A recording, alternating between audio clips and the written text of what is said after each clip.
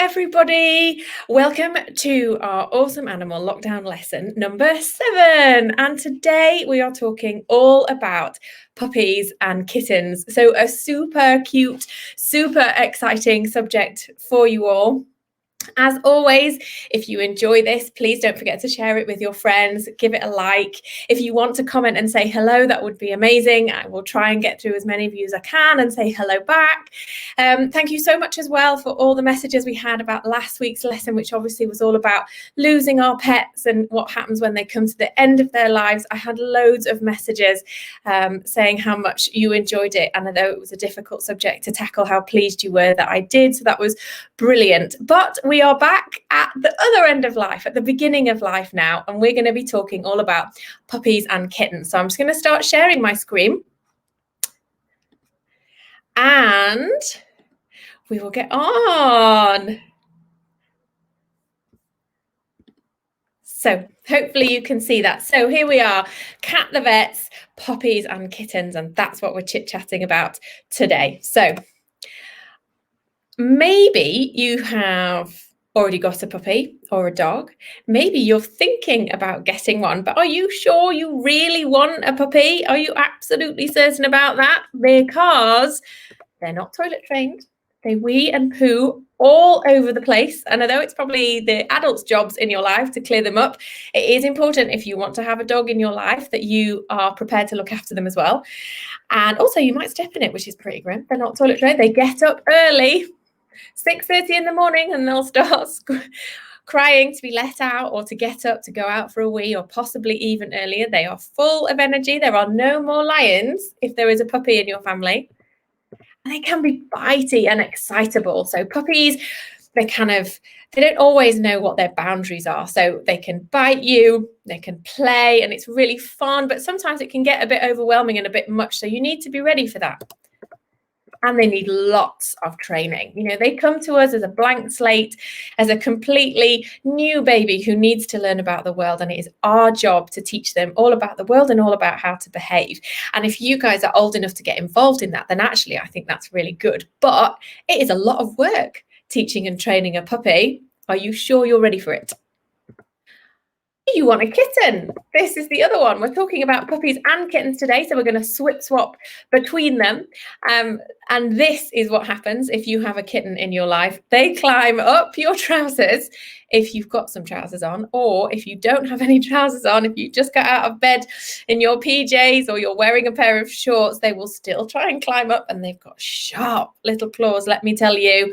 They also might have toileting accidents, although they are generally quite good at being litter trained. Kittens, their mummies tend to teach them, and they can be completely crazy. When you get a little kitten, you will find it climbing the curtains as well as climbing your legs. But I think that's quite fun. They're possibly not as challenging, to be honest, as puppies. Puppies are a lot more work than kittens, I think.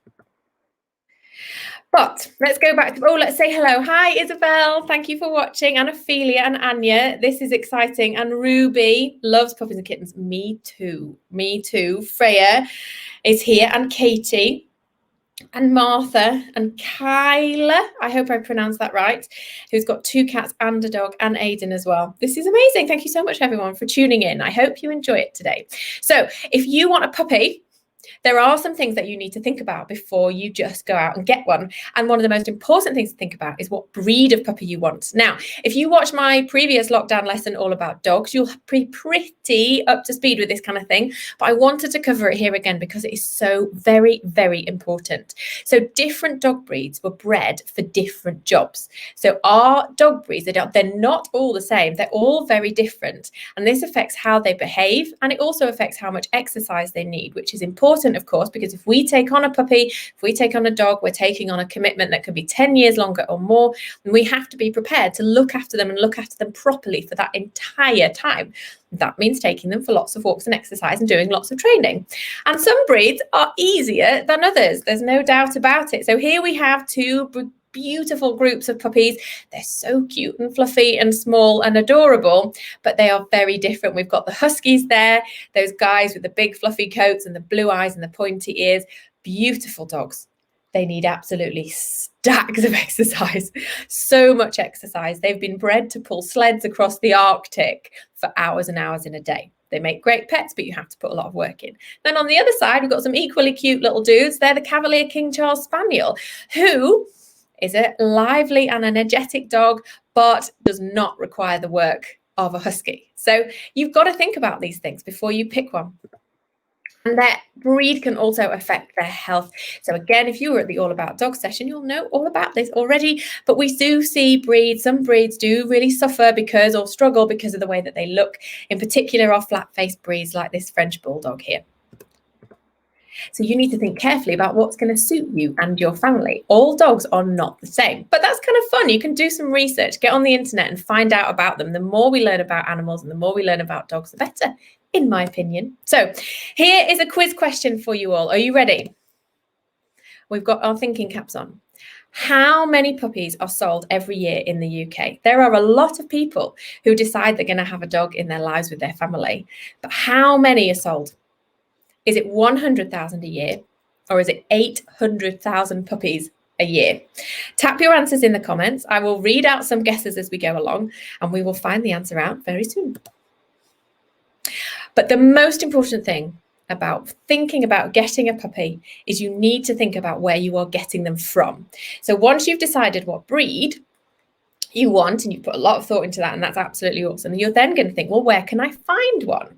And you're going to get on the internet and you're going to look for a breeder of one of these puppies, which is perfectly great, but it is so important to only buy a puppy from someone who has cared for them, has cared for their mum, has bred them in what we call a responsible manner, which means they've done all the relevant testing, they've looked after them properly, they've cared for them and loved them in that early stage of their life. And that is not as easy as you would think. Because if you are not careful, you might buy a puppy from a puppy farm. So puppy farms are really horrible places where puppies are bred and the mums are bred and they have loads of litters and they're all bred on this huge scale. They churn out hundreds and hundreds of puppies every year. But because they're breeding so many, they don't care for them very well. And they certainly don't care for the mum dogs very well either. And that is not something you want to be supporting.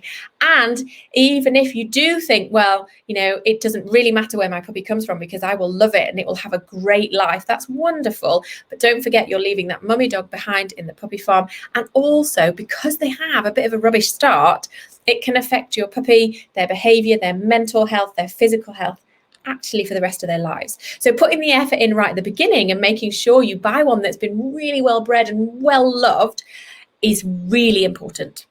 The other place a lot of puppies come from is abroad, and a lot of them are imported into the UK from Europe, but they're not always following the correct channels and they come in and they're illegally imported. And that's a real problem that we're having. And we definitely don't want to be supporting that. So how do you tell a responsible breeder? So a responsible breeder will not have puppies for sale immediately. So you're going to get on the internet and you're going to go, I would like a Cavapoo, tap, tap, tap, tap, tap, tap, tap. And you're going to find hundreds of Cavapoos for sale. Your mum or dad or your guardians are going to get online and they're going to find loads and you can think, right, here's one, it's down the road, it's this much money, we can pick it up tomorrow. Absolutely not. No, you are not allowed to buy a puppy that is for sale immediately. The only people who have puppies for sale straight away are the puppy farms because they are producing them on such a massive scale. So a responsible breeder will not have a puppy for sale immediately. You might have to get in touch with them, say, I'd really like one. And they're going to say, oh, great. Well, I'm thinking about breeding in a few months or next year. You'll have to wait, but it will be worth the wait. You need to see the mum and babies together. Okay, so you mustn't see the puppies without their mummy ever. There always must be a mummy there. At the moment, it's kind of hard, obviously, because we can't visit people's houses, but breeders are more than capable of sending pictures. They'll send you regular updates and pictures. How much fun is it going to be to decide you want a puppy and then to watch it grow from a teeny tiny little tiny puppy into the dog that you're going to bring home? They'll bring the puppies up in the house, because I guess you're going to have your puppy in your house for the rest of its life, yeah? So we don't want them bred in a shed or an outhouse where they've never heard a radio or a washing machine or felt carpet under their feet or been involved in family life at all. We want those puppies to open their eyes and ears when they're 2 weeks old after they've been born and see all of that life in a home. Because if they're bred in a home, then they're going to be perfect to live in a home. And they will just have they'll have one litter for sale and probably one kind of dog for sale as well. If you get in touch with a breeder and they're like, yeah, we've got like 3 litters for sale. Would you like a Cavapoo? Would you like a Yorkie Poo? Would you like a Cocker Spaniel? No, we don't want any of them. Thank you ever so. So here's the kind of thing that you want to see if you are getting in touch with a breeder and they are speaking to you about their puppies and helping you find out all about them. You want to see videos like this. Look at this mummy dog playing with her babies. They're nearly ready to leave her. They're nearly big enough to go. But look how she plays with them. She's teaching them. She's teaching them things that dogs do. She's looking after them as they're running about on the grass. They're feeling the grass under their feet. How wonderful. And then look, we've got this great golden retriever here. She's feeding her puppies. We definitely know she's the mum because they're suckling from her. And this really lucky family here, look at those Labrador puppies. Can you imagine having those in your living room? How cool would that be? But look, they're going to get to see kids and carpet and family life. And it's just wonderful. These are the kind of things we want to look for when we're buying a puppy. But this is what you will often see online. So I picked these pictures very recently from a very famous dog selling site. And they look okay, don't they? Look at those puppies there. Aren't they cute? They're sitting on a chair. They look okay. But where's their mummy? Where's their mummy? Where's the picture of them in the house? Why are they on their own? The dogs in the middle are allegedly the parents of the little sort of orangey cockapoos in the top corner there. But are they? Who knows? They're not with the puppies. You can't see them. There's no interaction. This is not good enough. This is not good enough. Those puppies are not definitely in a home. They're not being seen with their parents. And they were all for sale and ready to go right now. We do not want those puppies because these next pictures are a bit upsetting, but this is what they look like on the internet. This is how they are bred on puppy farms. And this is why it's so important that we don't buy puppies from these places, support them, or end up with puppies from them because they, that's not a lovely family home. That's not carpet or grass under their feet. This one at the bottom here, it looks okay, doesn't it? It's kind of clean and there's a light there. But look at those puppies. They're just sitting in a box. There's nobody in there talking to them. And look at the mummies and look how sad they look. So this is really, really why it's so important that we have to be so careful, particularly when we're buying dogs, where we are getting them from. Right, so let's see. So there we go. Finding a puppy for sale is easy. Finding one you should actually buy is not easy at all. Right, so let's see who's there. Caitlin, you're back. This is amazing. Oh, there's loads of you today. Oh, this is so exciting. Marie, Carla and Ryan would like a Whippet puppy. Yes, I love Whippets. You can have a Whippet puppy. I approve. I hope that helps with your family's decision.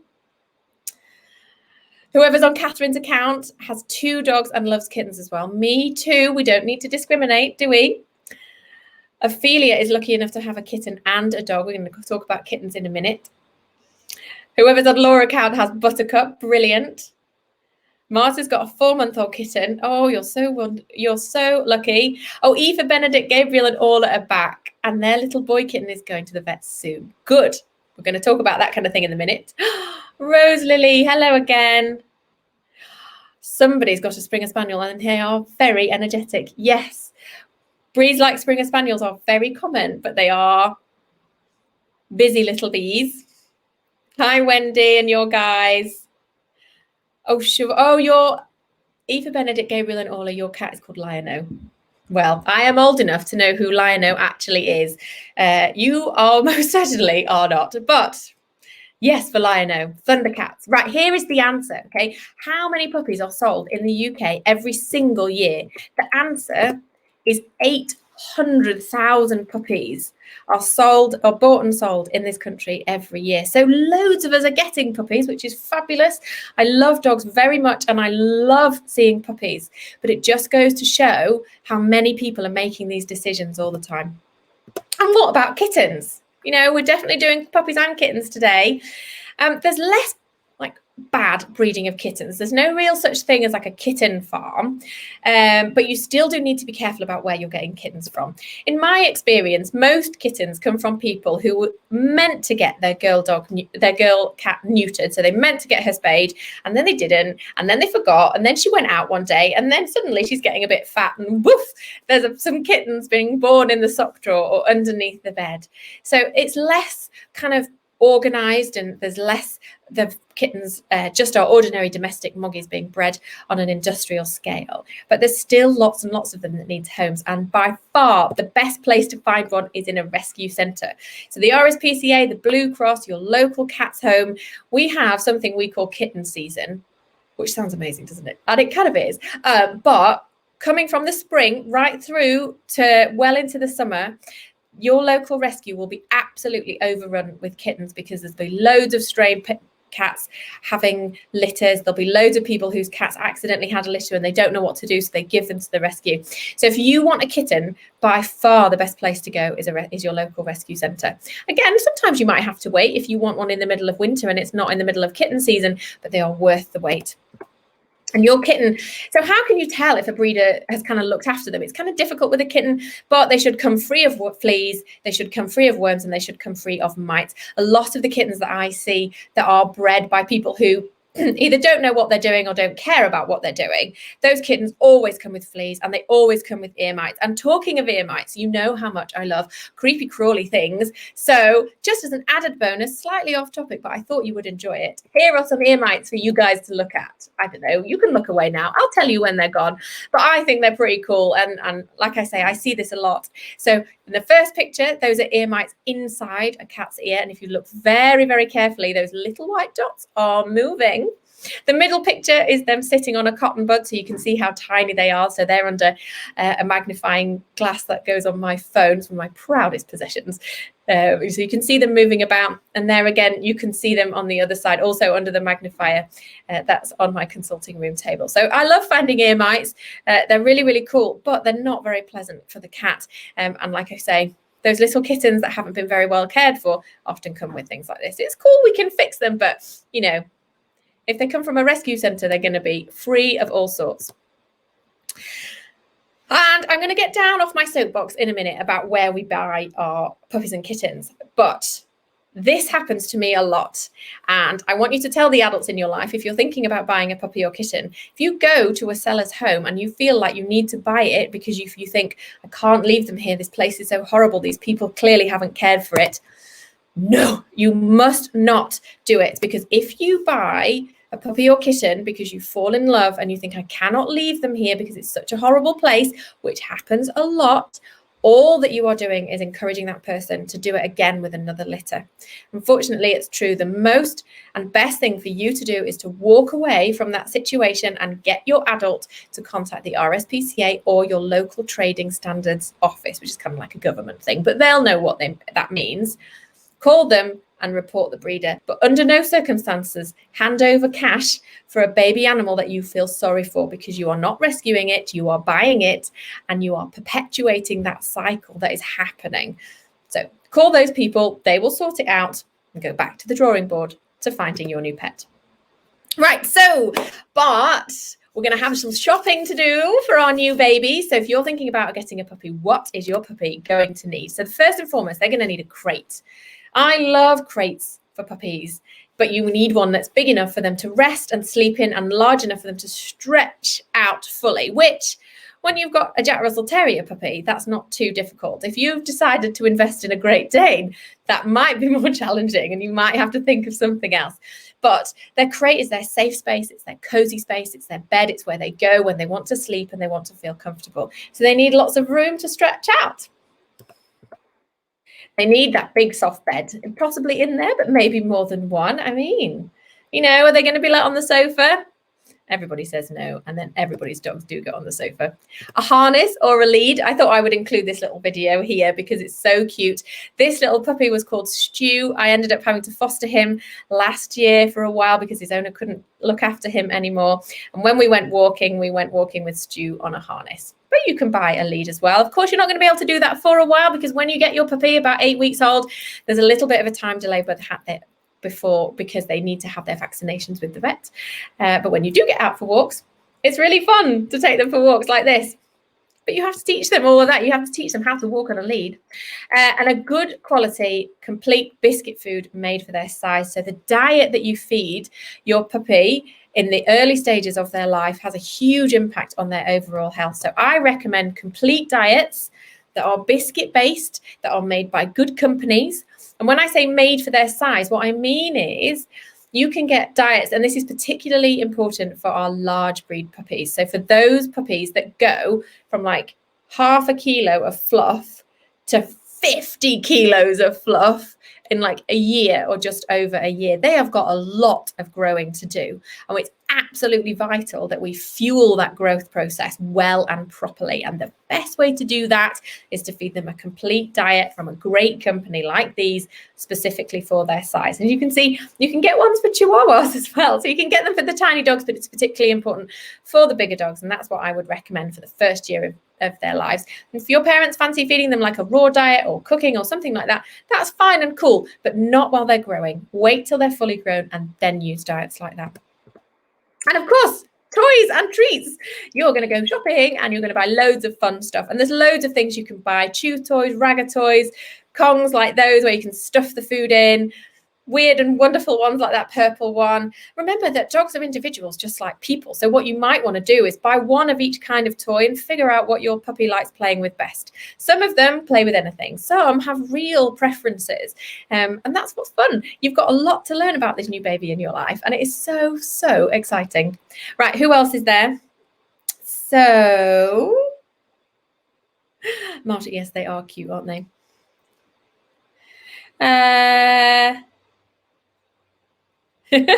Ellis, your mum's enjoying it. Thank you.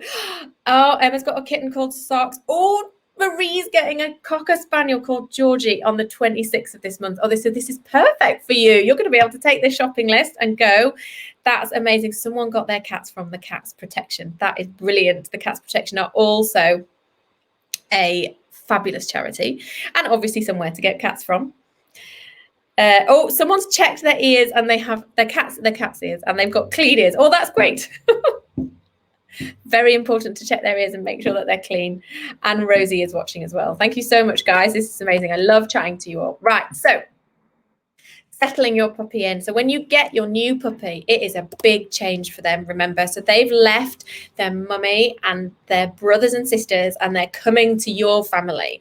You're going to love them and they're going to have an amazing life and they've got an amazing new family, but it is a big old change for them. So we've got to remember that we have to look after them really carefully during this transition period to make sure that they don't find it stressful and they sail through it, which I'm sure they will. It's going to take them a while to settle in and learn to love you. A good breeder, again, this is a good sign of a good breeder. Most good breeders will send you with a blanket that smells of the mum and the litter. So when they curl up at night in the crate, they've got that as a comforter. They won't need it forever, but just for that first few nights while they're settling in, and also some food. So it is a good idea from whatever the breeder has been feeding them as weaned puppies. So when they've finished the milk and they've started to eat dog food or puppy food, it is a good idea to keep that food the same for the first few days, again, to just make sure that not too many things change all at once. But then if you decide you want to feed something different, that's completely fine. After a few days, maybe like 3 or 4, you can start changing them onto a different diet. But keeping the diet the same in that settling in period can be really, really helpful for just keeping their digestion on track. They'll often have a little touch of diarrhea. Again, if you want to know all about diarrhea, you can go back to my lockdown lesson, which we did all about poo. So a little bit of squitty poo isn't that unusual in the first couple of days, but the puppy should stay bright and well in themselves if they do develop that. So what you need to do is the puppy needs to sleep with the adults in the family for the first few days, and they need to be in their crate in the bedroom. And the reason for that is that there's this huge, great big change going on. You can put them in the crate down in the kitchen and just leave them to cry it out. But that's something that, even just a few years ago, most people would have recommended. But actually now we know that that's kind of not the right thing to do. And they do get quite stressed. And there's nothing wrong with babying them. They're babies, of course they are. So for the first few nights, I would suggest that they sleep right up next to the bed of your mum or your dad or whoever the adults in your life, so they can comfort them if they wake up in the night and care for them. And then gradually over maybe like a 2-week period, move that crate out of the bedroom. I mean, it can stay in the bedroom if you want them to sleep in the bedroom for the rest of their lives. But I would suggest moving it out of the bedroom and downstairs to wherever it is that you want them to sleep when the family goes to bed. But make it a really, really gradual process. And remember, especially if you're using a crate, which I think is a great idea, that is their safe space. So really, we want them to go in there and rest in there and sleep in there without us having to shut the door, and certainly without them getting distressed when the door is shut. It is a bedroom, not a prison. And we don't ever want to send them in it as a punishment, for example. We want that to be a really, really positive place that they just love and adore. There's some great lessons online about crate training puppies. I haven't linked them in the post yet, but I will when this is over. Of course, it's never too early to start training. And I think for you guys who are off school at the moment, if you are of an age where you can get onto YouTube, listen to instructions, read some blogs online and start training your puppy, the sooner the better. They are never too young to learn. And it is a fabulous way of helping them to learn new things and also helping you to bond with them and become your best friend. Think about it this way. So, when you're in class or in a lockdown lesson or on Zoom to your teacher and they ask you a question and you know the answer, think about how that makes you feel. You feel so proud of yourself. It gives you such a lot of confidence and you're like, yeah, I got this. This is great. That's exactly how puppies feel when they're being trained and they learn commands. It gives them loads and loads of self-confidence. It really helps them to sort of cope with the world and feel happy about it. But it is really important to get professional help as well. I definitely recommend that everybody in their puppy's lives gets some professional help. At the moment, most trainers are doing stuff on Zoom, but when this awful coronavirus is all settled and we can go back to puppy classes, would definitely recommend that you do that because as we're all learning at the moment, particularly if you're a parent, teaching young creatures the life skills they need is not easy if you are not a trained professional.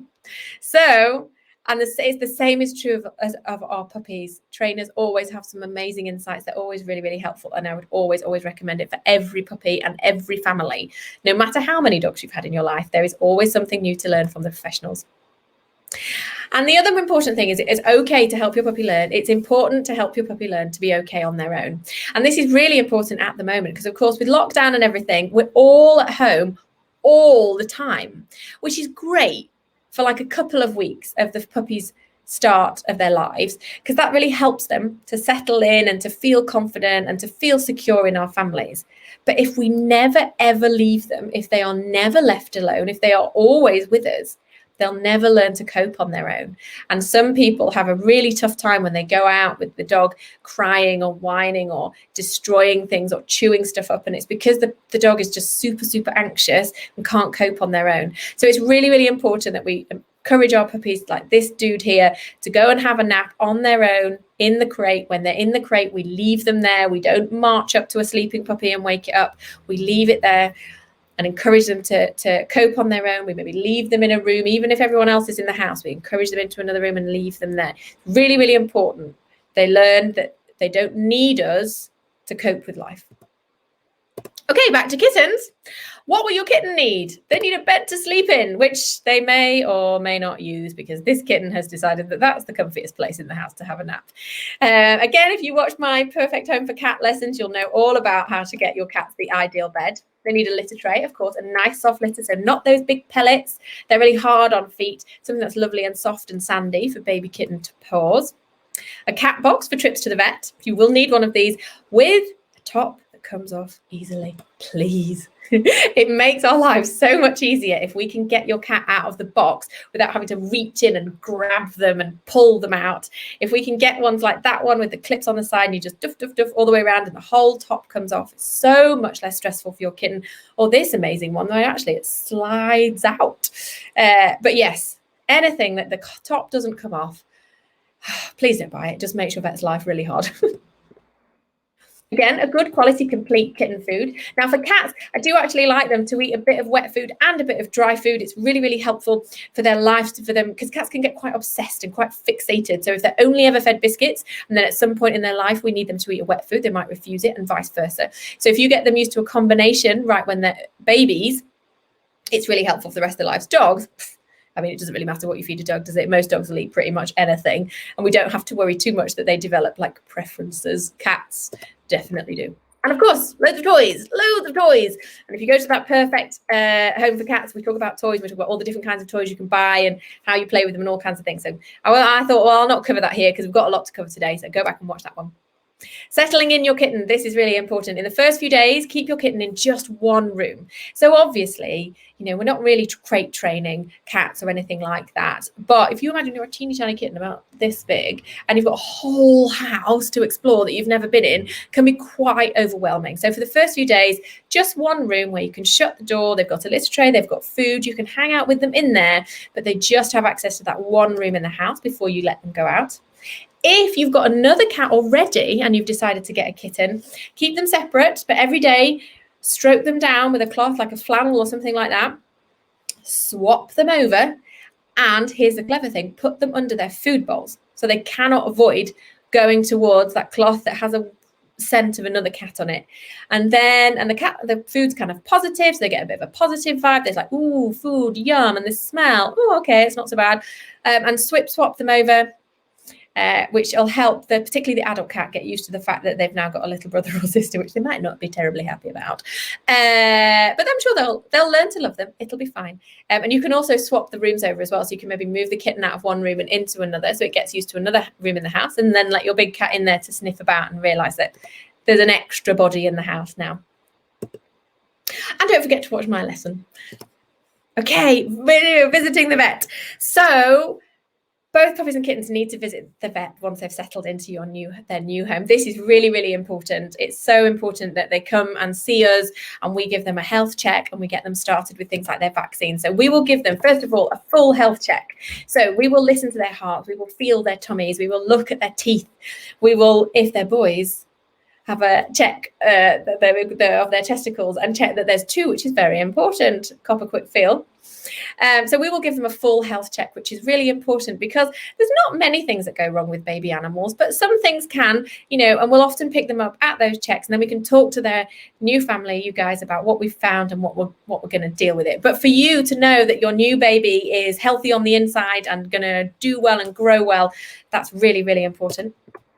We give them their vaccines. This is absolutely vital. Both kittens and puppies need vaccines to protect them against diseases at the start of their life. You guys would have gone to the doctors when you were babies and been given jabs against all sorts of nasty things, and so are our puppies and kittens. It's really, really important that they get them. We protect them against parvovirus and distemper and cat flu and all kinds of other things.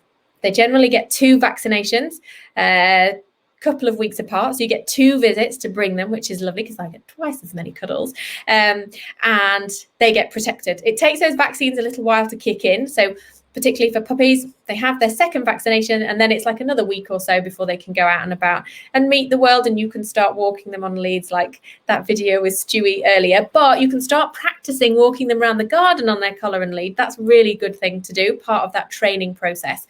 And the pussycats, we're generally not letting those guys out until they're a bit bigger anyway. We also give them their worm and flea treatment. Like I say, a lot of little kittens come with a few fleas or a few worms, so we can get that sorted. And for the dogs, if they've come from a responsible breeder, then hopefully they should be up to date with their worming and flea treatment. But it is really important that we carry that on as they get bigger. Puppies should be wormed every month until they're 6 months old for 2 reasons. One, they're more likely to pick worms up because have you seen a puppy in the garden? They eat literally anything. And also their immune systems are not as strong as adult dogs, so they can get overwhelmed and the worms can make them quite poorly. So it's super, super important that we worm them on a regular basis as well. And we can sort all that out for you. And they get lots of cuddles. Of course they do. They get loads of cuddles. I love seeing puppies and kittens. And at the moment, I can't see them with you guys. So they come in by themselves. But rest assured, They're basically being spoiled rotten while they're in here, and they were given lots of treats and lots of cuddles.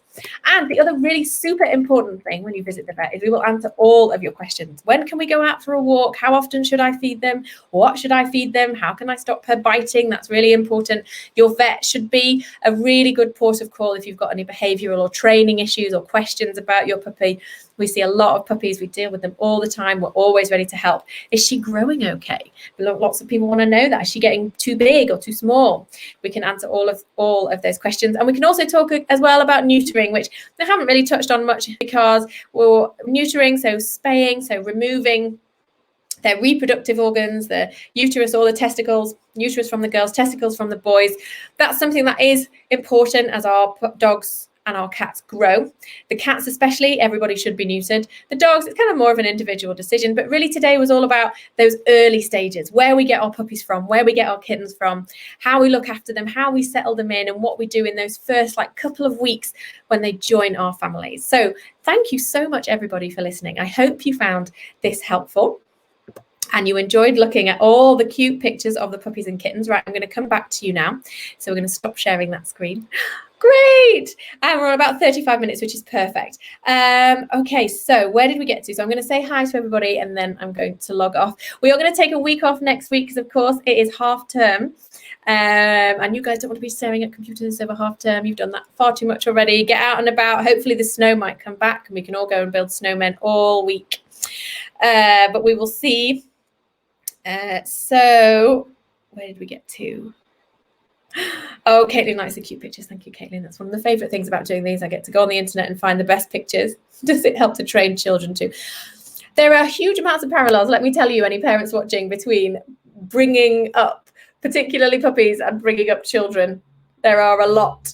Can we do a lesson about chickens? Well, maybe. Yeah, I can have a think about it. They're not my super area of expertise, but I can have a little think. Someone wants to do guinea pigs. I have got guinea pigs on my list. Reptiles. Now, we're definitely not going to cover anything reptilian like snakes or lizards or anything like that. Reptiles, anything with scales and a lot of things with feathers are very specialist subjects for vets, and I do not look after pets like that, so I can't really tell you much about them. If you have got pets like that, that is really important. It's really important to find a local vet that does deal with them, because not everybody does, and get registered well before they get poorly. If you have got a lizard or a snake in your life, find a vet to look after them before you need them, because they're amazing creatures, but they're super specialists. And my colleagues who look after them are awesome, but we don't generally see them because they're so specialist. Diddly diddly dee. Oh, thank you, Ellis. A lesson on chicken sounds good. Oh, golly, have I signed up for that now? Right. I'd better go. Well, I have got chickens at home, so I could maybe bring you a chicken to look at. Anyway, so thank you so much, everyone, as always, for watching. I really enjoy doing these, and I really enjoy all your feedback. So as always, if you have enjoyed this, please like it and share it. If you've got friends that aren't on Facebook, that's okay, because it's going to be up on YouTube and also on Instagram TV as well. Have a fabulous half term. Enjoy your week off, and I will see you next week.